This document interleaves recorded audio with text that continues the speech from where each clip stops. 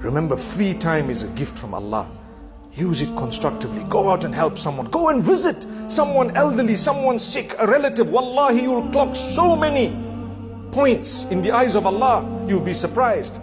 You know, there's a narration where it is said that Allah will tell the son of Adam, I was sick and you didn't visit me. And the son of Adam will say, how could you be sick when you're Lord of the worlds?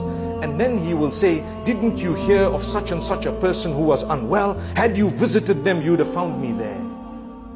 Subhanallah. You know, when you boost people's morals, you say, hey, don't worry, you'll be well. The guy is on his deathbed and you're telling him, a miracle shall happen by the will of Allah and you will be okay. That can actually take them out of their sickness, because they could perhaps, because of the good feeling and the boost you've given them, feel so good that they came out of the sickness.